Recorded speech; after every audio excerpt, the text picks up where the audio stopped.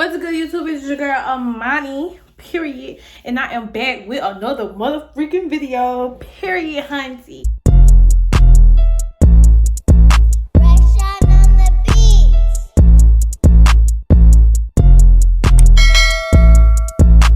Okay, I'm gonna say y'all what's tea.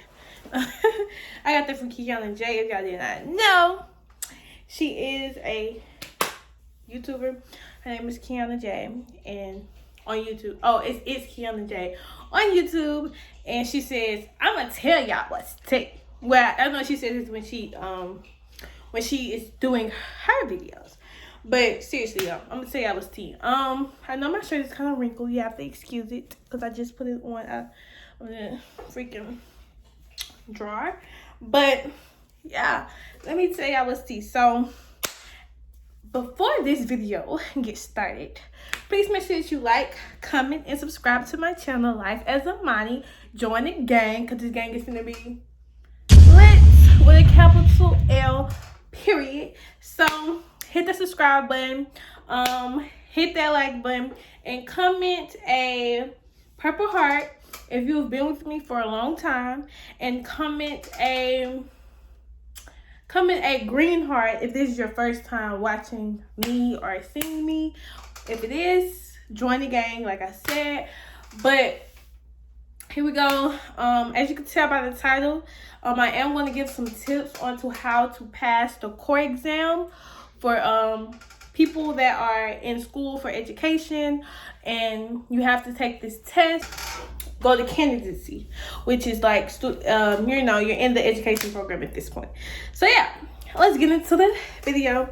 All right, y'all, so I really don't have a lot of tips because I mean, it's not rocket science, right? So if you ever took in a state test, like I know in Alabama we take the ACT, in other places they take the SAT, right? So I took the ACT. So the test, the core test, right, is really something. It's really something like that, right? So it's a time test, and I took all of mine combined. I took the core combined. So that means I took reading, writing, writing, and math. I took it all together. It took 6 hours to take. I did pass. So I just feel like, I mean, if I pass, I can help other people pass, because I know a lot of people struggle with passing that test. But yeah, I'm here to help, because I know I struggle with time test. Let's say that is time tests are hard, but I know when I was taking the ACT, it was kind of difficult for me to get the score that I needed in order for me to obtain a scholarship for certain schools, because I did have a great GPA. I graduated number 9 in my class. In high school, I had a great GPA, but I just could not pass the ACT test. I passed it. I wanted the full scholarship, basically, and I could not get that full scholarship score, right? So that was that. I had the full scholarship GPA, but just not the test scores. So yeah. So one person told me that the test is like the ACT, but I'm here to tell y'all that it is not like the ACT, which it is kinda, but it's way easier, right? It's 10 times easier than it is than the ACT is. For the simple fact, I think it's easier because, one, I got finished with some of the sections in a time, like before time was over, I was done. So that's one reason why I say that the test is easier than the ACT, because the ACT, it took me like, I never finished. The reading section is nothing like the ACT reading section. Like, it's nothing. It's not those long paragraphs, which they do have some reading in there where you will have to read, but it's not like a whole long paragraph where you have to do all, y'all know how the ACT is. I'm not sure how the SAT is. That's because I'm still I never took the SAT.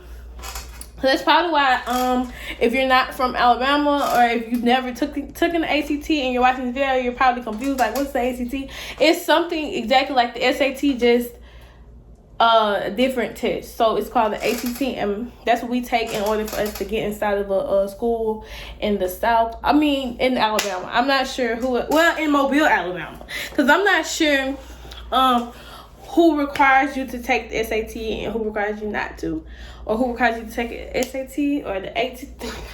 Y'all know what I'm trying to say. Like, I don't know, but yeah. So it's easier than an ACT. That's one tip. Don't go in there thinking that this is going to be the hardest test of your life, because simply it is not going to be the hardest test of your life. It was not hard. It wasn't difficult. I mean, okay, so people's mindsets are different. So if you walk in there thinking, your mindset tells you what you're going to do, right? So if you walk in there saying, okay, I'm not going to pass this test, I'm not good at math, I'm not good at reading, I don't even know why I'm taking this test. Like, if you go in there with those thoughts in your brain, you know, in your brain, in your thinking thing, and this thinking up there, if you go up there thinking those things, those bad things, then you get bad results.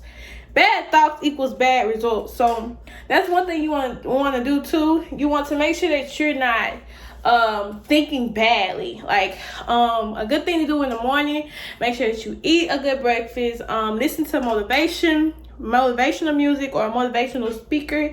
If you're a godly person, you can listen to church music. Just something that will help you not have those bad thoughts in your head, or those people that's telling you that the test is so hard in your head. Because if you're going there thinking this is the most difficult test you ever taken, it's going to be the most difficult test you ever took, right? So your mindset is everything. So, like, you want to make sure that you get a good night's rest. You want to make sure that you tune out all the negative people, tune out all the bad stuff that you're thinking. Like, just tune it out and take the test, because it's just that simple. Because you don't want to have all those bad thoughts running in your head while you're taking the test, because now you're thinking about the bad thoughts instead of focusing on the goal, the test, right? So yeah, that's another thing. Also, you want to study. You know, studying is part of it. A good studying tool will be Khan Academy. A good studying tool will be Khan Academy. If you have problems with math, if you have problems like, I know when I was taking ACT, my problem was I had good scores on reading, had good scores on English, had good scores and all those things, but my main focus was math, right? So what I did was I took my main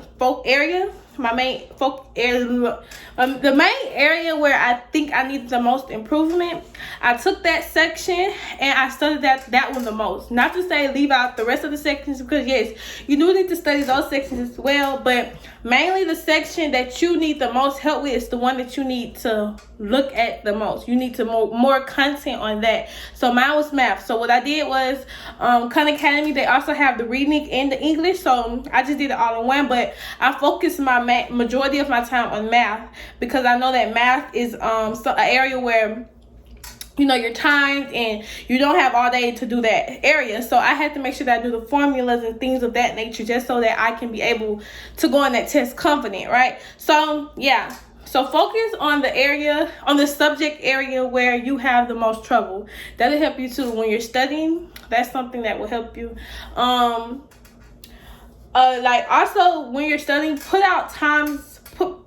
times throughout, like, when you're gonna study. Because I know when I was studying for my test, when I was working in the hospital, I used to use my downtime to study at work, right? So yeah, and it helped me stay up at work, because I used to work overnight, and me studying and me doing stuff like that helped me help the night go on faster, smoother, instead of me having to go to sleep and stuff like that. And it could be, I was just looking at flashcards. Not to say that I was on Khan Academy, because I wasn't, but you can write out flashcards with math problems, with math equations, or simply with the formulas and stuff like that. And that'll help you too. What else did I do? Can I use a calculator on the test?